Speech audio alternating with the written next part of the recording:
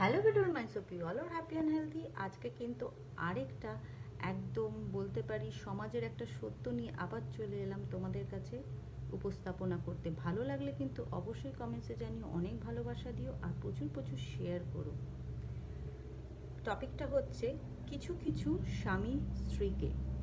শোনো, তোমাদের নিশ্চয়ই ভালো লাগবে। এমনভাবে আঘাত দিয়ে কথা বলে যেন মনে হয় স্ত্রী না থাকলেই সে সবচেয়ে বেশি খুশি হতো। কিন্তু তারা জানে না ছোটোখাটো কথাগুলো স্ত্রীকে কত কষ্ট দেয়।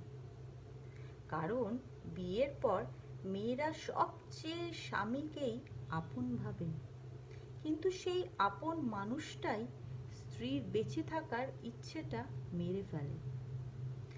যখনই এরম কিছু আমি ওয়ার্ডসের সম্মুখীন হই, বা কবিতা বলতে পারি, বা বলতে পারি ছোট ছোট প্যাসেজেস, তখন আমি কিন্তু খুব রিলেট করতে পারি আমাদের সমাজের সোসাইটির অনেক বোনেদের সাথে, অনেক দিদিদের সাথে। আর যখন সেগুলো মন ছুঁয়ে যায় তখন কিন্তু আমি সবসময় চলে আসি তোমাদের কাছে, তোমাদের সাথেও সেগুলো শেয়ার করতে। তো এইটাও আমি পড়ছিলাম, পড়তে পড়তে একটু পড়তে ভালোবাসি, একটু বিভিন্ন জিনিস দেখতে পড়তে আমার ভালো লাগে সব সময়। সব কিছুই ভালো, কারণ যেই ক্রিয়েটার সেই কিন্তু অনেক মন দিয়ে ভালোবেসে তার ক্রিয়েশনটা করেছে। সব ক্রিয়েশনকেই আমরা সম্মান করি, কিন্তু কিছু কিছু জিনিস তার মধ্যেও থাকে খুব স্পেশাল, যেটা মন ছুঁয়ে যায়, বা যেটা মনে হয় যে সমাজে অনেকের সাথেই হয়তো সেটা ঘটছে, আমরা দেখতে পাচ্ছি চোখের সামনে। হয়তো কেউ কাউকে বলতে পারছে না, বা কেউ কারোর সাহায্য করতে পারছে না, বা অনেকেই হয়তো সাহায্য করতেও পারছে অনেককে।